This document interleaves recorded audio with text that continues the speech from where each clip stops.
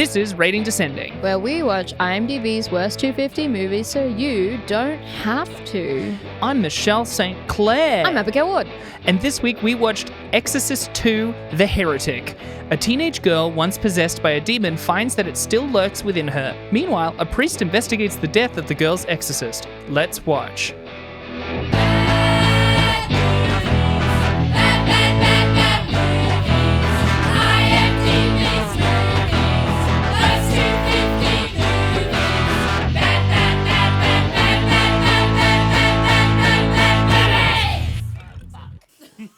Abby, does it bother you as much as it bothers me that the title of this movie is not The Exorcist 2, but it is Exorcist 2, The Heretic? Because it wasn't my movie, I guess I didn't look at the title as much. But now that you say it, it is very gross and disgusting. It's one thing for it to be The Exorcist 2 and then have a subtitle, but for it to be just Exorcist 2 is infuriating. Michelle? Yeah? You've given me a Dr. Pepper. Yeah. It's a Dr. Pepper cherry, 0 sugar. Mm-hmm. Who was Dr. Pepper? Oh. Who was he? As far as I know, he is... I don't think he was the guy that made it. Hang on. I can't believe I don't know this off the top of my head. Was he a real man? Well, it was invented by a real guy. That's right. Yeah, it was Charles Alderton. I'm pretty sure it's called Dr. Pepper because it was meant to be like pep you up and stuff. Oh. Yeah. Yeah, there we go. Dr. Pepper. It aids digestion, restores vim, vigor, and vitality. Does it though? The specific formula being a trade secret. I looked up recently because I am a big fan of Dr. Pepper. But does it really aid your digestion? It's like how we have those digestive biscuits it's a kind of biscuit flour that helps you digest. No, but it doesn't. It was made in fucking 1885. Like that was back when anyone could go out into the town square and be like, I've made of mystery liquid. What it does is it helps you. It's when women took laudanum for their hysteria. Yeah. I feel you. Oh, you're having feelings. Do some laudanum about it. It's like we have those liqueurs called digestifs, and they're supposed to aid your digestion after or before a meal. They don't.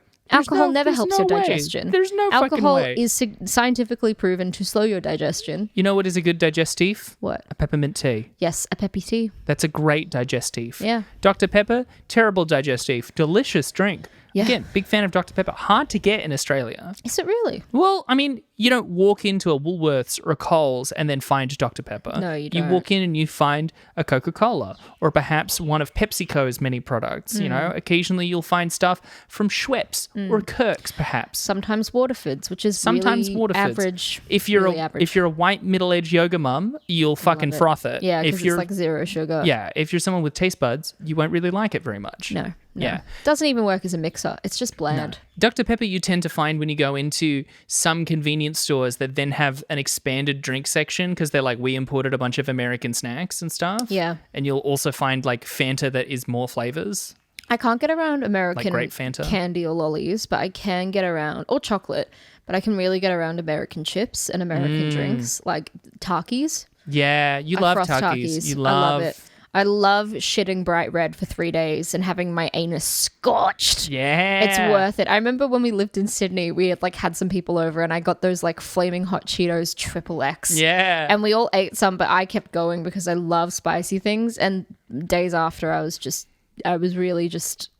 was flaming hot. That's the real flaming hot Cheeto right there. Yeah. Whereas, I love Dr. Pepper. My problem is that whenever they do that, it's always the full sugar. And that makes me, these days, feel sick. Have I told on the podcast the story of me spending $80 on a bottle of Coke? I don't think you have, and you really do need to share. All right, that'll be our intro then. So this is back when I was at film school. There was a vending machine there, but it was one of the early era of when vending machines started to have card readers on them, right? Which was cool, right? Because I didn't often have change. We had changed campus. The old place did take coin.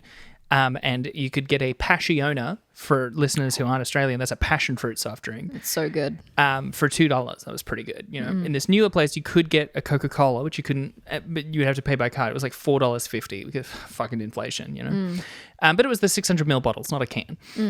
The thing is, with those early card readers, they wouldn't direct deposit. They would like withhold $4.50 in like, or $5 I think, because they would take the max out and then charge that, and then it would clear like a day later or something, essentially meaning that you didn't actually have to have that money in your account. Yeah. So one time I knew I had, I think, $2 and I was standing there staring at the vending machine, and I wanted it so badly. I had such a sugar problem. I wanted it so badly. You did. When I met you were, this was 10 years ago, you would have like 3 Cokes a day. I would have multiple packets of lollies a day, you know. One time we bought that kilo tub of glowy worms or whatever the fuck. Didn't I eat the whole thing in one sitting? Yeah, we both did. Yeah. Okay, yeah, there we go. It's grim. That's better. That's what being 18 is like. And you actually just bounce back, and I don't understand. So I bought it and I didn't have enough, which meant I overcharged on my card. Now, I didn't know that my bank at the time charged a $5 a day overdraft fee, and I didn't get paid for another 2 weeks. So by the end of it, I had minus $80. So I had spent effectively $85 on a bottle of Coke. Was it worth it? No. It was $85 for a regular bottle of Coke. Did it...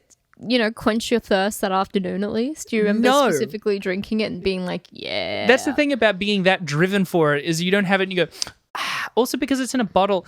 It's like, I always feel like bottle Coke, it's too syrupy. It's too thick. It is. You really need to pour it over. It's angry. Over ice in a glass. Yeah. And that kind of like alleviates how syrupy it is. The bubbles feel harsher. Yeah. They're intense. It feels like the Coke is, God is angry at me. God is in this can of Coke and he is angry at me. When I was away on my trip, we took this really long walk around this beautiful mountain in South Australia called Mount Lofty. It has some great views. We parked at the top of a mountain before our 3-hour hike. Don't park at the top of a mountain when you're about to embark on a 3-hour hike, because you're going to have to climb back up that mountain at the end of it, and you've got nothing left in the tank. Yeah. We stopped halfway at this place called the Mount Lofty House, and they had just had Paul McCartney in as their guest because he was touring. What? Yeah, he just stayed there like 2 nights prior. Whoa. It's a very luxurious hotel in the middle of nowhere. Oh my God. And we walked in and I was like, I just need a cup of tea. We're halfway through the hike and I was sweating so profusely and moaning so profusely on the walk that a guy went past us. He was like, he patted me on the shoulder. He was like, you're doing okay. I was drenched in sweat. We get up to the house and Claude's like, this place looks really luxe. Like, I don't know if we should be here. This lovely little Italian man comes out and he's like, hello, we only do a high tea.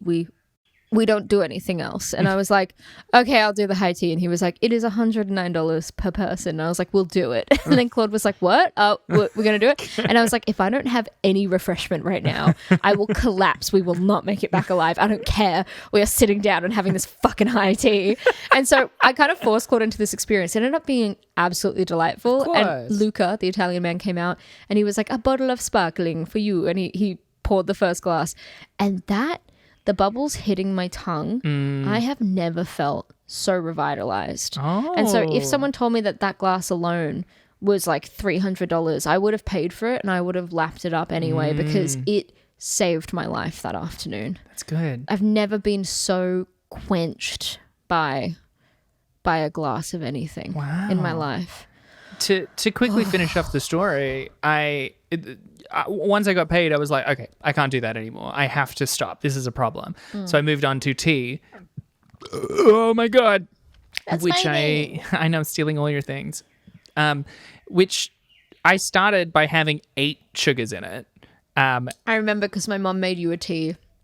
And she asked how many sugars, and I think at that time you said 6 because you didn't want to admit it was actually 8. And she still went 6. Yeah.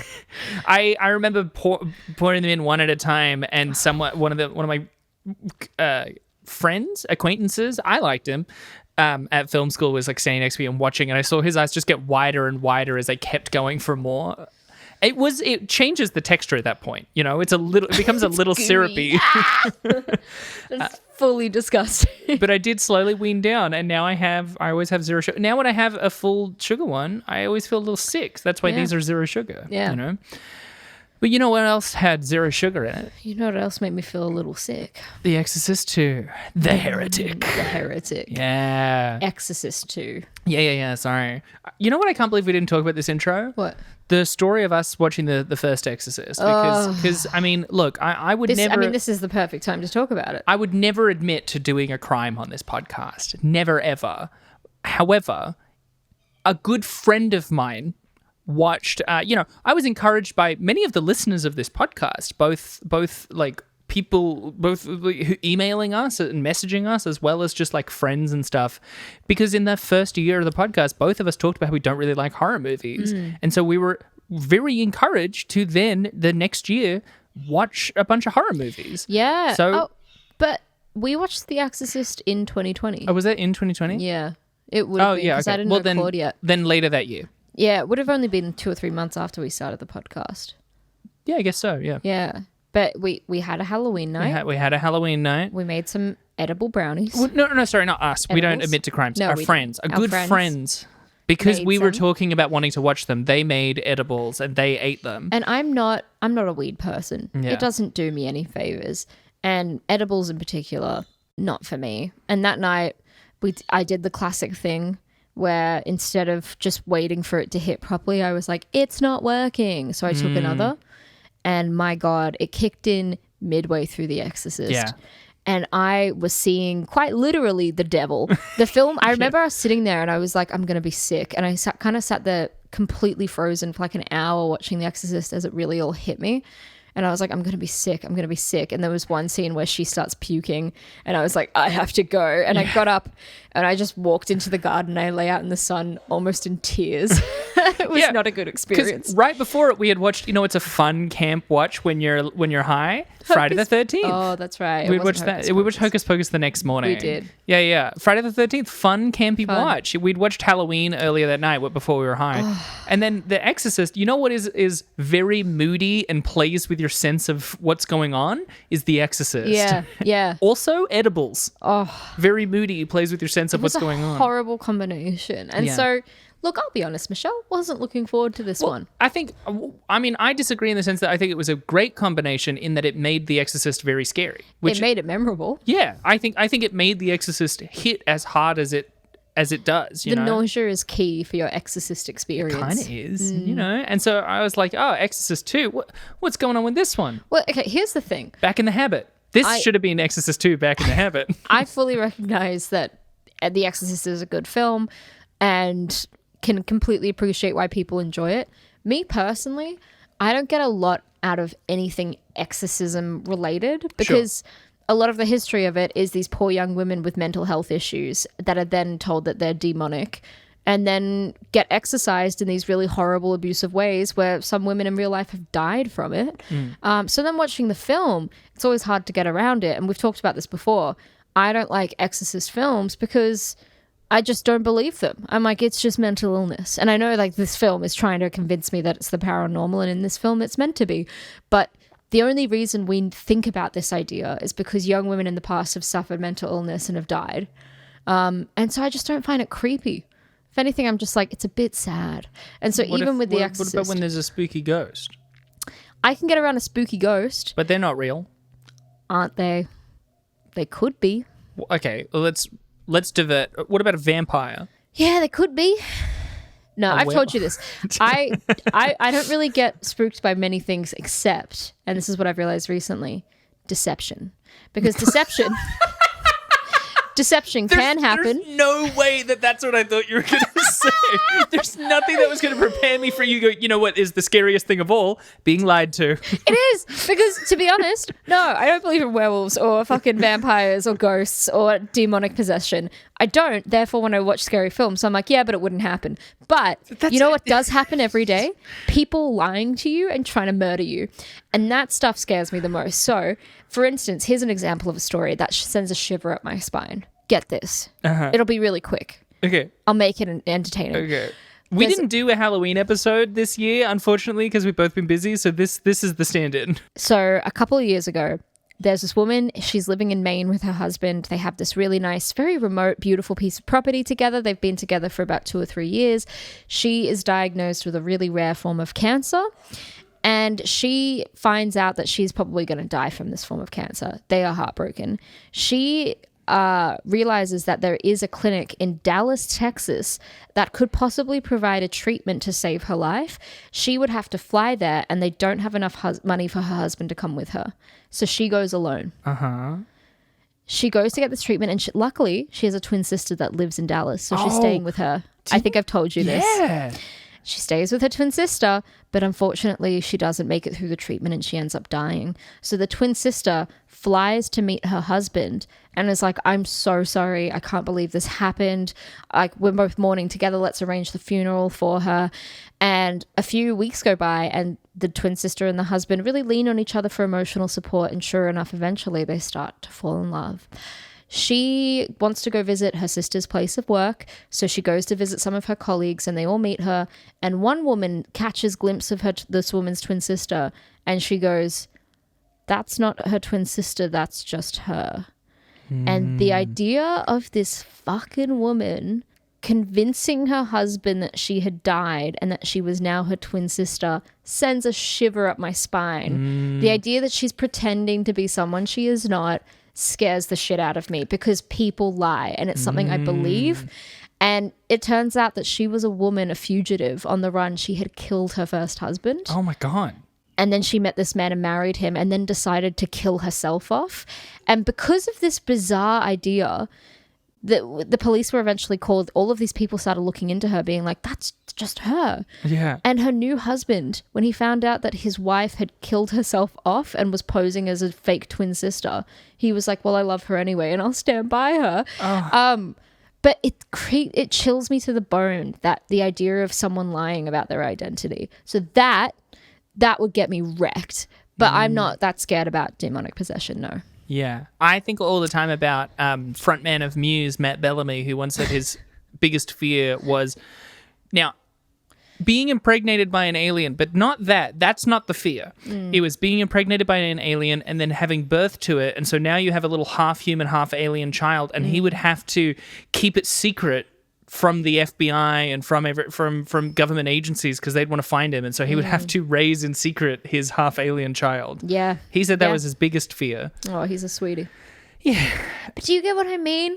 Like, the idea of people lying to each other is scary to me. Nothing. We're never going to recapture the glory of you know what really scares me? Deception. Do you want to hear some key details? Yes. By the way, I say that to Claude every day just to make sure he knows to stay in line. Keep him in line. Yeah. Oh, you should watch Us. Jordan Peele. I have seen it. Yeah. It scares the shit out of me. Scare you. Yeah, I really liked it. Because that's that story. I really liked it. Yeah. I really liked it. You know what's scarier than a vampire or a ghost following you? Just a fucking man. Just a couple of steps behind you. Yeah. That freaks the shit out of me. But also the idea that it's like, oh, this woman has actually been lying this whole time and has replaced herself. Ugh. Anyway. All right, so key details. This came out in 1977. Between last week and this week, I'm so glad that we've had this run of pre-2000s. Yeah. It's just vibes. Wait, what year did the first Exorcist come out? 73. So it's been 4 years. 4 years. Yeah. Four real years and 4 in-game. In-game. Oh, Jesus. Someone's playing too much Baldur's Gate. You're not wrong. It was directed by Sir John Borman, who... Sir? Yeah, he's a sir. Wow. Yeah, Sir John Borman, CBE. He did Deliverance and Zardos in particular, as well as like Excalibur and Did he do Open the Glory. initial Exorcist? No. The first one was done by William Friedkin, Sure. who's incredible director, and also, you know, everyone listening, but also Abby, do yourself a favor and watch later in life interviews with William Friedkin, because that guy, he is very funny and he really cuts straight to the fucking chase. Yeah. You know, he's pretty ruthless in some of his reviews of things. There's these interviews he does with Nicholas Winding Refn in particular, where he clearly thinks of, like, Refn's also winding him up and doing a bit, but he also clearly thinks of Refn as just sort of a pretentious snob, and he just calls him out at every moment, but he's so funny and Refn goes with it, so Nice. you don't just feel like it's bullying. It's really Cool. great. They're really fun. Starring Linda Blair and Richard Burton. Richard Burton. Yeah, That's who it was. that's who it was. My God. I didn't save... I there's so many things about him that I saved for later, but there was one where he said one of the reasons that he did it... Oh, no. Sorry. Yeah, I'm pinching from my trivia, but I've got enough that's fine. He did openly admit that this was a paycheck picture because I had a divorce coming up from Elizabeth Taylor, and I needed money from that. Was it the second time he married Elizabeth Taylor? I guess by this point it would have been. It would have been, yeah. And yeah, Linda Blair, who played Reagan in the first one as well. Right, okay. Same girl. Who, by the way, in this could not get over early on, I didn't register that it was Linda Blair, and I was like, that looks like a younger Amy Schumer. And then it just meant the whole movie, I was like, she does look like Amy Schumer. You know who I thought she looked like the whole time? Thought she looked like a young Carrie Fisher as well. Oh, yeah. Huge overlap. What if Amy Schumer and Carrie Fisher had man, I wish we weren't talking about what if Carrie Fisher and Amy Schumer had a child, because I just... We're no better than men. Yeah, and also I don't, when I think of Carrie Fisher, I don't want to then think of Amy Schumer, No. you know? The budget for this, by the way, was $14 million. Okay. And it made 30.7. Okay. Surprisingly profitable. Yep. There were also no returning actors for the first time in ages. Wow. I really thought that, what's his fucking name? Mufasa? James Earl Jones. Yeah, I really thought that he was going to be one, but no, he wasn't. I could have sworn he was in something, and neither was Max von Sydow. Also, the woman that plays the therapist, that's fucking Nurse Ratched from One Flew Over the Cuckoo's Nest. Oh, yeah, you're, Louise Fletcher. Yeah. Yeah. She's cool. She's really great. She died recently. Well, I that's say recently in the last couple of years. Oh, okay. Well, then it's fine. But also on the note of the budget, at the time of its release, this was the most expensive film produced by Warner Bros. Wow. At only $14 million. But I mean, Yeah. I guess that's $14 million in 1977 dollars. Yeah. Here's the full overview. Father Lamont, a priest struggling with his own faith, is assigned by the church to investigate the death of Father Merrin, who was killed 4 years earlier, during the first film, by the demon Pazuzu while possessing Reagan McNeil. Reagan, though now seemingly normal, is still regularly monitored by Dr. Jean Tuscan, who thinks Reagan is repressing her memories. Using a revolutionary device called a Synchroniser that is meant to synchronize their brainwaves, Tusk links to Reagan so that they can interrogate her about the possession. But the process seems to backfire, almost harming Tusk in some sort of ill-defined way. Ill-defined is a great way to define this whole film.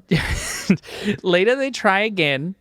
But I can't really remember at this point. I watched this earlier today and I can't remember what happens in between. Later, they try again with Lamont attempting to link with Reagan instead. With this, he learns that Pazuzu had previously possessed a young boy in Africa named Kokomo.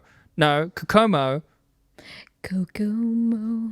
miswrite that? No, Kokumo. Possessed a young boy in Africa named Kokumo, who was then exorcised by Father Merrin. Lamont travels to Africa, and I put a question mark because it's never specified, and it looks like several different geographical regions.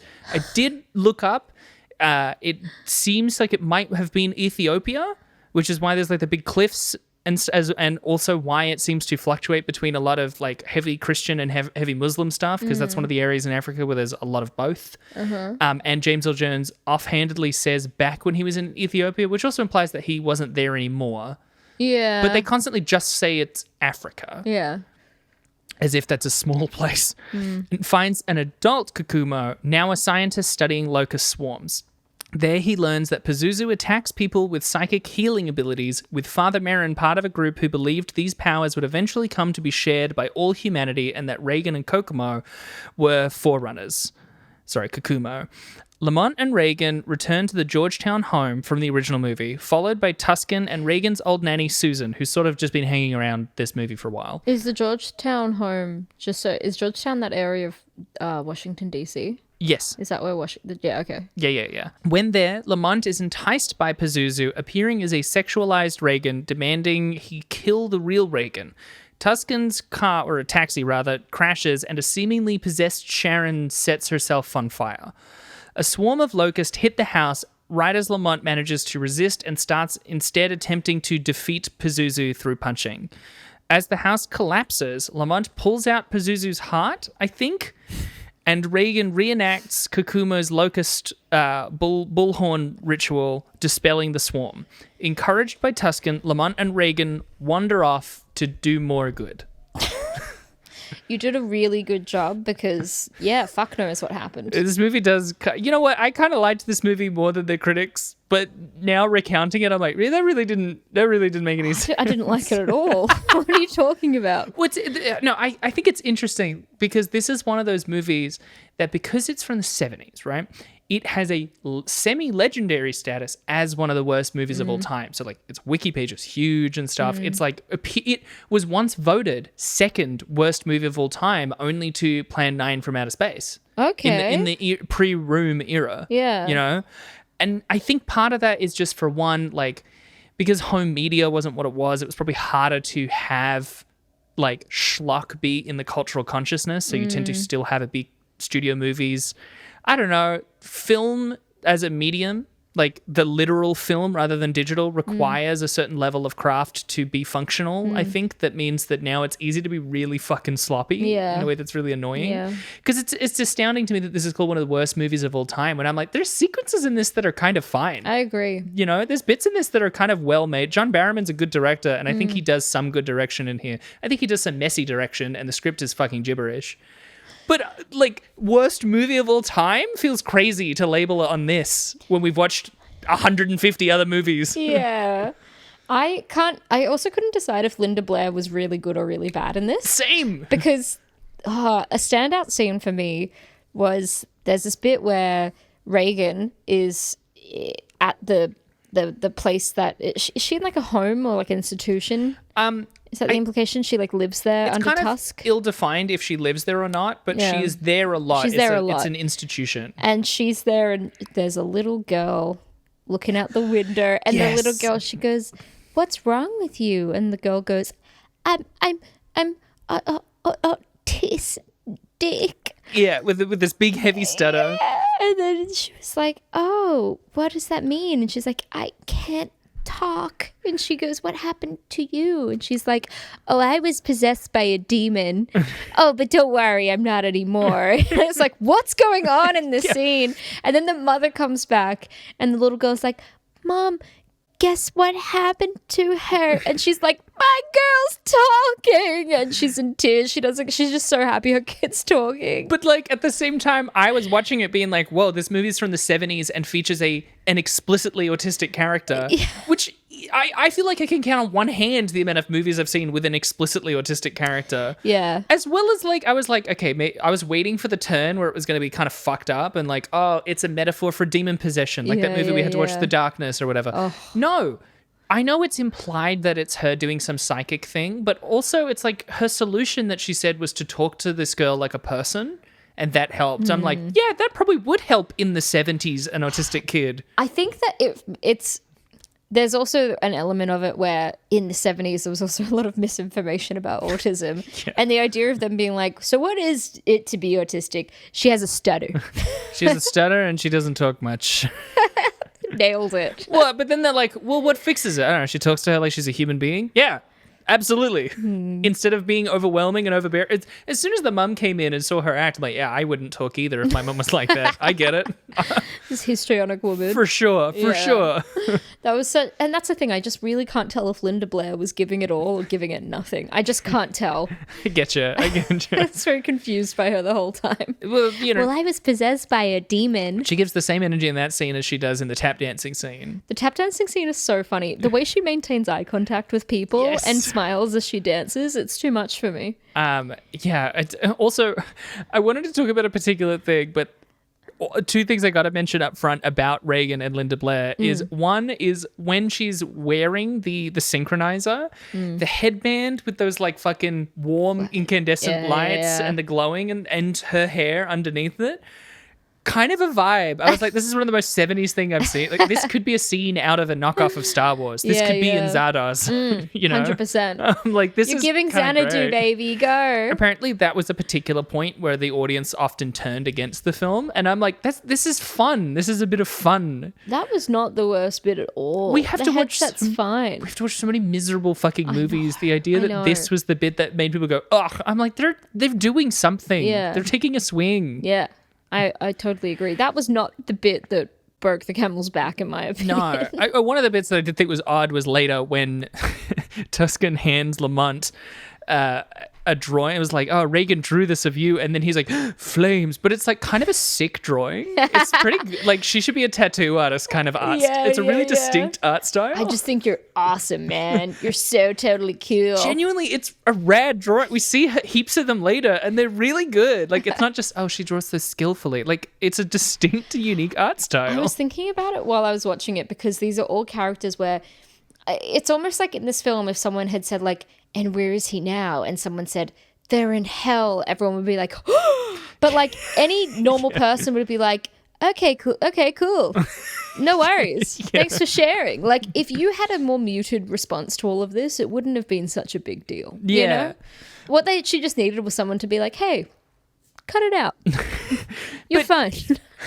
But you're right in that she's giving a confusing thing, because the beginning of the sequence where she's like possessed and goes to the roof, that's like intercut with the locust thing. Yeah. The beginning of that sequence, we like hear the music and we've already seen the locust, and then she wakes up from bed and she kind of looks almost directly at the camera in this close up and kind of starts like blue stealing. I think the kids now call it mewing. She's like, she's like, and then it's just like and pouting her lips a bunch, and she keeps changing her face as well to almost like she's trying to find the right model pout. That's what we all look like when we're trying to take a photo of ourselves. I get it. Yeah. No shame. It's like she thought they were trying to find the right still frame. Yeah. I want to tell you some of the production history of this. Please. Because this movie was insane. We could do like 3 episodes about it, I think. It's one of the most distinct movies, but also the production history. So the original cast and crew of The Exorcist, I said 73, right? Yeah. The original cast and crew of The Exorcist were very much opposed to a sequel. William Friedkin and William Peter Blatty, who was the guy who wrote the original book, I'm pretty sure. Yeah.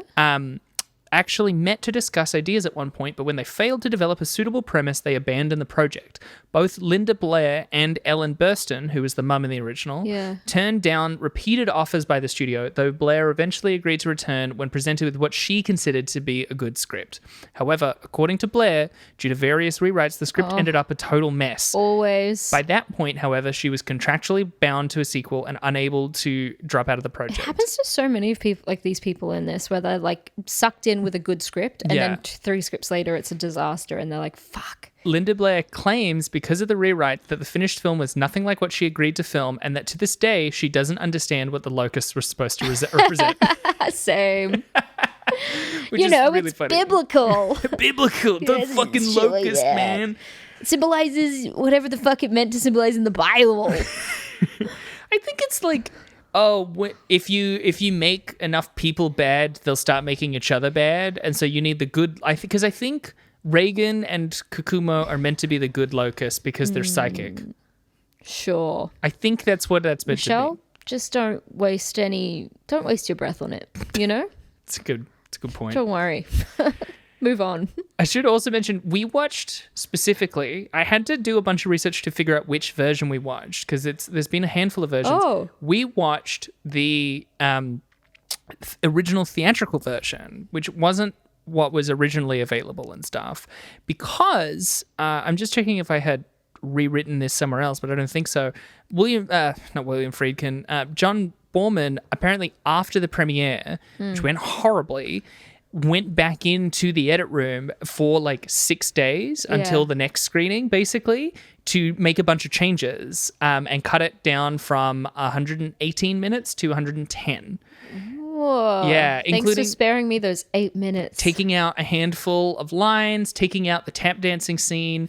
It ends, instead of them just wandering off into the distance, Lamont is sort of just like killed off screen, I guess. I'm pretty sure the way it says is like when he's like punching and taking out the heart, and you know how then the floor collapses. Yeah. But we then see him in what I think is one of the funniest shots, sort of pop out of the bottom of the frame and then look around. Wait, but I'm confused because the version we watched was 1 hour and 57 minutes. So it would have been close to. Sorry, yeah. That would have been 117 minutes, right? That's what I mean. So we watched the original theatrical. Right. Okay. Yeah, and then it was cut down. It was cut down.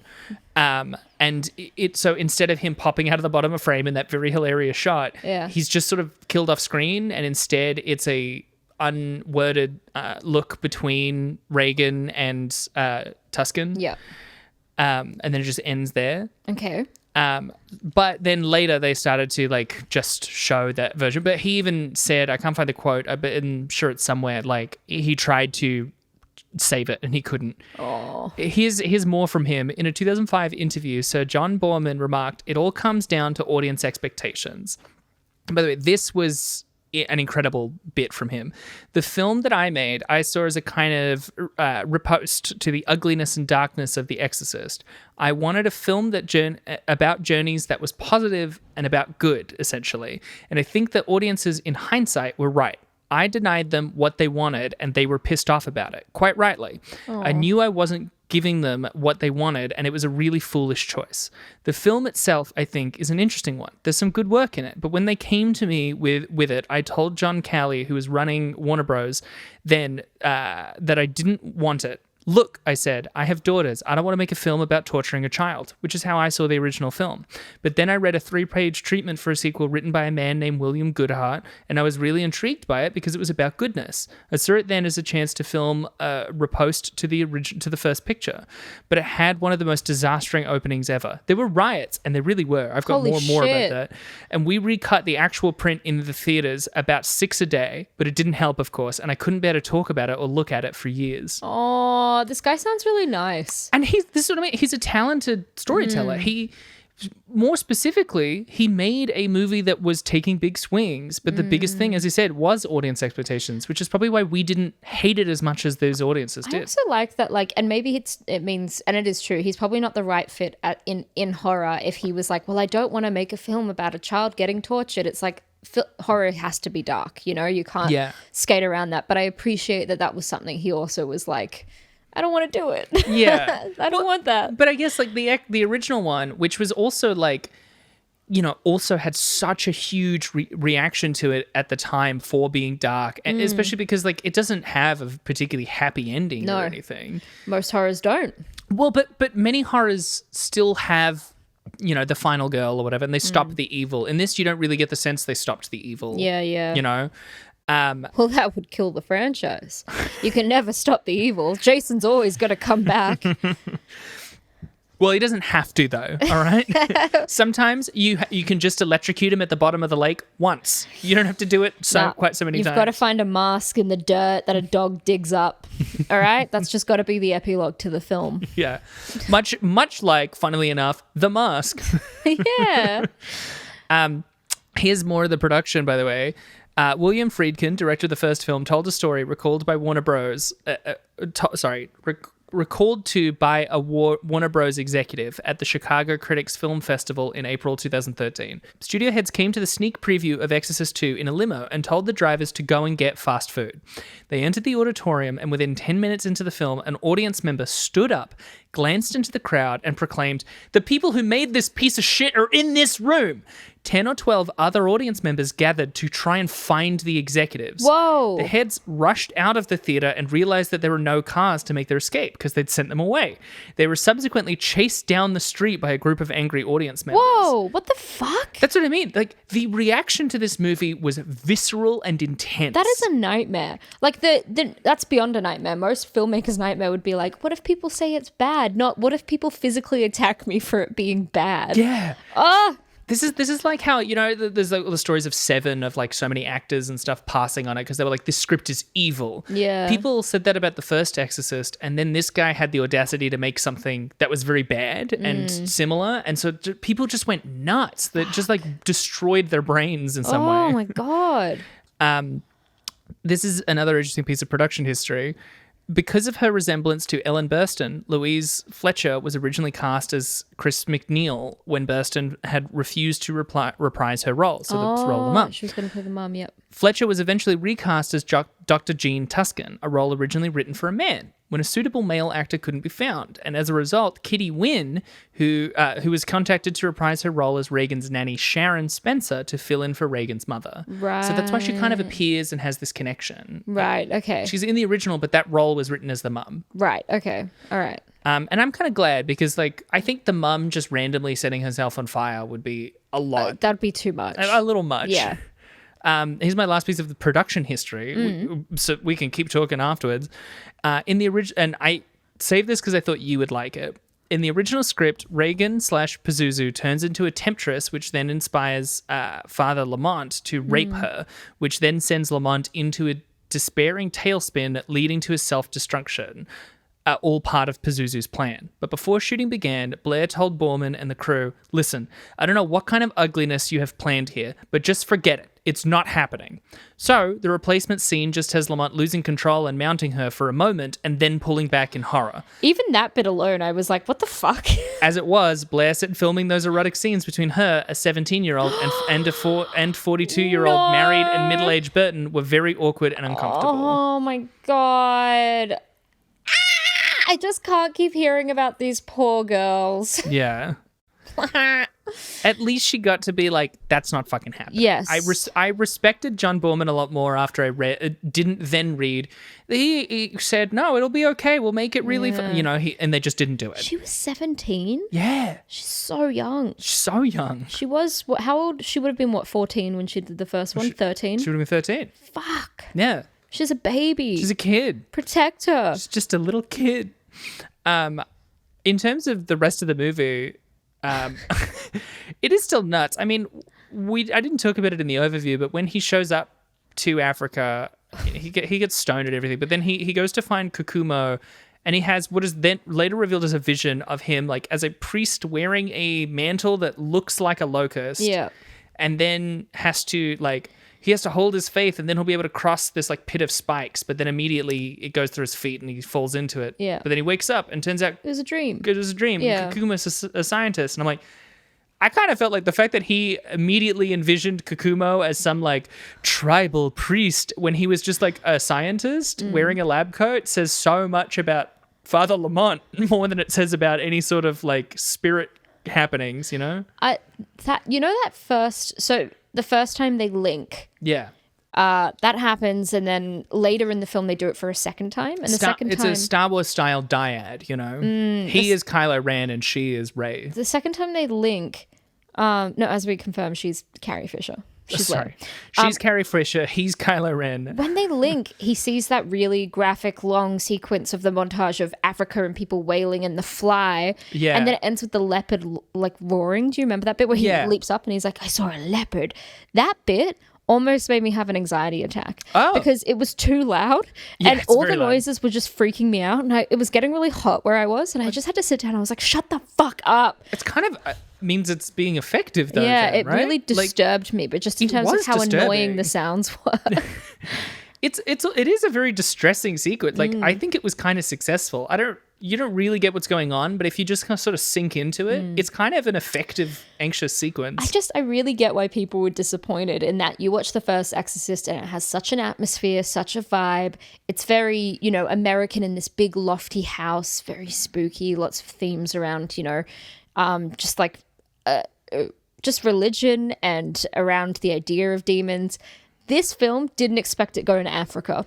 No, I didn't. Didn't see it. No, I didn't see it happening. I mean, you could, if I was being very generous, I could say it says a lot about the relationship between the Catholic Church and going to Africa and... I just think it's doing an Ace Ventura.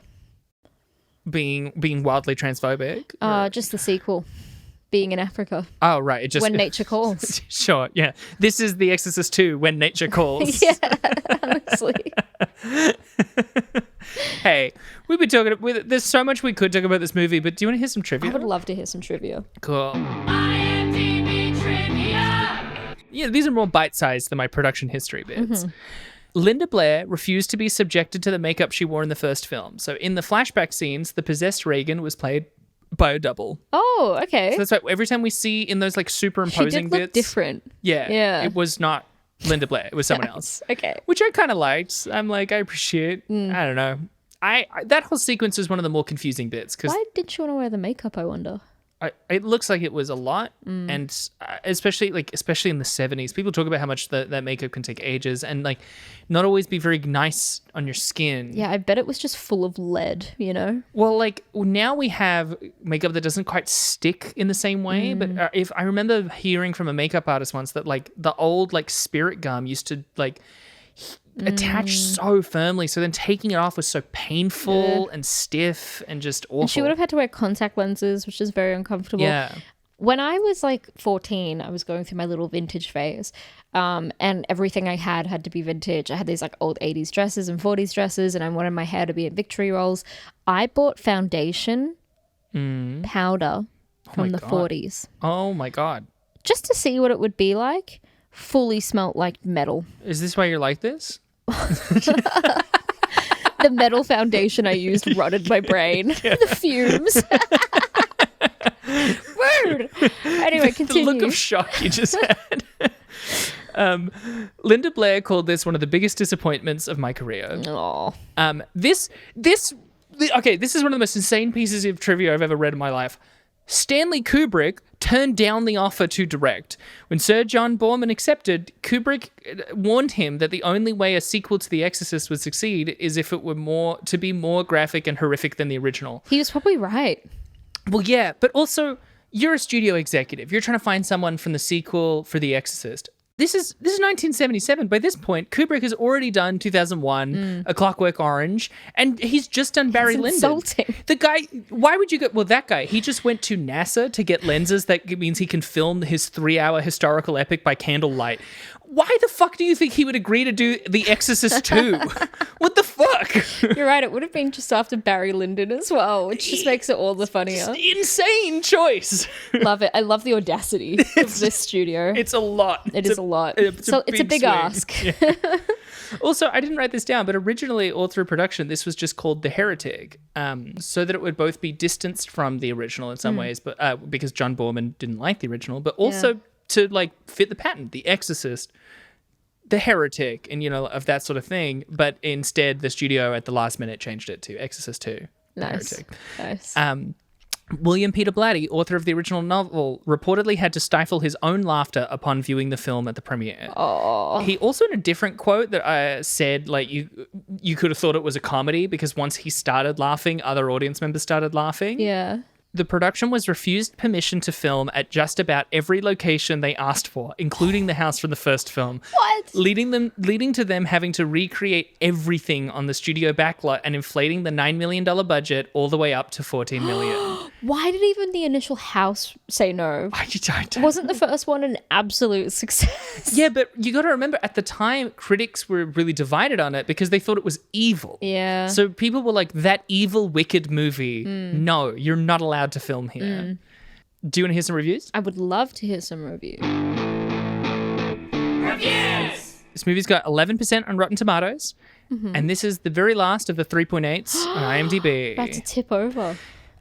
Gene Siskel of the Chicago Tribune, I tried and I could not find a Roger Ebert one, but Gene Siskel gave this 0 out of 4 and called it the worst major motion picture I've seen in almost 8 years on the job. Fuck. Pauline Kael, who hated the original film, went once again against the grain in saying she loved Part 2. The film is too cadenced and exotic and too deliriously complicated to succeed with most audiences. And when it opened, there were accounts of people in theaters who threw things at the screen. But it's winged camp, a horror fairy tale gone wild, another in the long history of movie makers' king-size follies. There's enough visual magic in it for a dozen good movies. Are you okay? So I couldn't figure out the cadence of that sentence at all. I don't know what happened to me. I think I had 3 different points were like, I'm getting the stress and the rhythm of this completely wrong.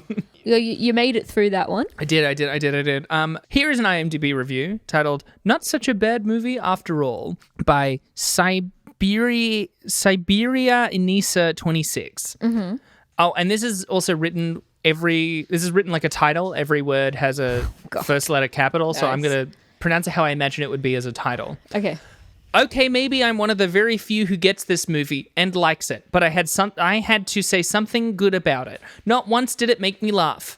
I was intrigued and interested the whole way through. Why would it make them laugh? It's a horror Not once film. did it make me laugh. It's not Caddyshack 2. I was intrigued and interested the whole way through. I understand the movie and what was trying to be portrayed to the audience. Not to mention Linda Blair's acting was outstanding.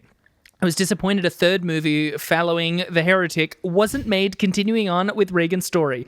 That's what the movie was about to me, Regan's story, and I want to see the next chapter in her story. So to Linda Blair, this was not your worst movie ever made. It was one of your best. Your acting is what made it so good. So I thank you for sharing with us your incredible talent and look forward to seeing Oh, forward didn't have a capital. To see Whoa. more form you on screen. 10 out of 10. Wow. Yeah. Love the idea that they think Linda Blair might see that at some point. Yeah. Oh. Here's another one titled Scary Just Thinking About It by Night Owl, but night is with a K. Ooh. Ooh. I thought The Exorcist 2 was really scary. Poor Reagan going through it all over again just to think, why Reagan? I still get nightmares from the first movie, seeing that horrid face, the spinning head, but I've got to say those 2 movies are the best I have seen ever. 10 out of 10. Poor Reagan going through it again. Poor Reagan going through it again. Just to think, why Reagan? Why Reagan? Could have been a classic is the next one. Could it have been? By J Bond 007, the most boomer coded username I've ever seen in my No, life. it's really James Bond. Oh my god. Yeah. Although Exorcist 2 is probably the most maligned film in the history of cinema, it actually could have been outstanding if it were not for all the hindrances towards the film. First, the country was expecting the film to follow the more of the same rule for Hollywood sequels, thus proposing more possessions and exorcisms. The film goes in completely opposite direction. Second, the acting is pretty bad in most respects. Burton is decent, but Fletcher and Blair are pretty useless in their roles, and Wynn is simply annoying. Third, the script and dialogue are dreadful, while the plot and story itself are fantastic. Holding the film together is great cinematography, a first-rate score, and great special effects. Again, the film could have been regarded as one of the greatest films in history, but all the problems bring the film to its knees. 10 out of 10. Wow. Both said so much and so little. All of the problems with this film were the problem. It could have been good if it weren't for all the things it wasn't good. And out of 10 anyway. Now, normally I don't grab one of the longer ones, right? We don't have to do this if you don't want to. Is it worth it? I think it might be. It's not... I think there's a specific balance, right? Because when they're so unhinged and they're long, you lose steam. Yeah. This one I read through half of and a little bit of the end, and it feels like it just goes in wild directions, and I would like to read it out. Okay. It also is one of the few longer ones that doesn't have paragraphs between anything. It is titled The Most Underrated Movie in History by STFU Man. So I assume shut the fuck up, man. Nice. And he does not. Let me introduce myself movie-wise. I'm a fan of movies that have impressive story to them. Mostly Oscar winners or 3 stars and up. I don't care that much for horror because 99% of them are either boring / stupid / or just for laughs. I had never seen The Exorcist until a couple weeks ago. I was told and have heard it was one of the best, if not the best, horror movie created so far. I watched it and it scared me a little, which no movie I've seen since I was very young has done. It was also great with special effects and the storyline, and after I saw it once, it became one of my top favorite movies, which is usually a movie I will purchase and can watch a lot without getting bored. I wanted to watch the sequels. I had only saw part of Exorcist 3 on TV, and I liked it so far. After a while, I searched for info on the Exorcist sequels on the internet, and I got a lot of info. After reading reviews, I'll stick to part 2, I was confused. I got some reviews from people who looked like they didn't even like the first movie so much that said The Heretic was one of the worst movies ever made, giving it 1 star, 1.5 stars, saying they didn't understand it. Were they not paying attention? Other reviews said it was a classic and misunderstood. Not many people thought that way, though. Here's what I thought. I don't think people were ready for this movie when it was released. It's different from the first, since it's more psychological, sort of like The Shining. People believed that a sequel couldn't be good if made, and I can understand that. I don't want to see Reagan get possessed again. That's stupid. As far as I know, with common sense, Pazuzu, not Satan, wouldn't repossess Reagan when it was already defeated. Maybe want revenge, but not fall for it again. It lost already. But what is strange is that's what people wanted. Another possession like the first that is doomed to fail. It's the same basis, but a sequel means not as good as first, right? Who wants to see the same movie again except a little different? You do want to see what has happened to Reagan in the future, though, and that's what I think the writer thought. With an Oscar cast, how could this go wrong? When this movie premiered, it was laughed at, pulled from theaters, and bombed. This confuses me a lot. It had an impressive story. That made little more sense, actually, than the first movie. The movie had more ideas in it than the first movie and went together so nicely. Even if, and this is a title, people didn't like this movie, Look at it. It had a complex story, meant to confuse a little, to make you think just like the first. And people are dumb enough to put this as one of the worst movies ever. Think of the worst movie you saw. One with no reason for being made. Easily written script. Sorry, it's easily written. Easily written script. No ideas. Nothing. One that annoyed you. And people actually put this there? That's crazy. I think that this was one of the best movies ever made, just like the original. Picture The Godfather as a 1-star movie. How would you react? What's you or one of your favorite movies? Picture seeing it the first time, not knowing a rating it was given, then for curiosity, finding reviews for it and having people say it was one of the worst movies ever. It would make you mad, right? Insult your intelligence. Well, this is one of my favorite movies. Whoa. I loved it. I showed my friend. He liked Exorcist a lot and thought The Heretic was better. His fave movie. He could get shot for that. This movie is surrounded by mystery. What's with the people that hated this movie? I don't know. Maybe too good for them. Too complex. Can you believe one of the reasons people didn't like it is because there was a machine in it that seemed dumb and they didn't know how it could work? Was a time machine invented? I guess that means Back to the Future was one of the worst movies ever. At least from what I heard. Martin Scorsese, director of Goodfellas, Casino, Raging Bull, and Taxi Driver, thought it was great. He is also my fave director. Critics aren't correct a lot. Check this movie out if you like the first and or like complex movies that can make you think. This movie equals perfection. 10 out of 10. Wow. Wow. Wow. It was a journey.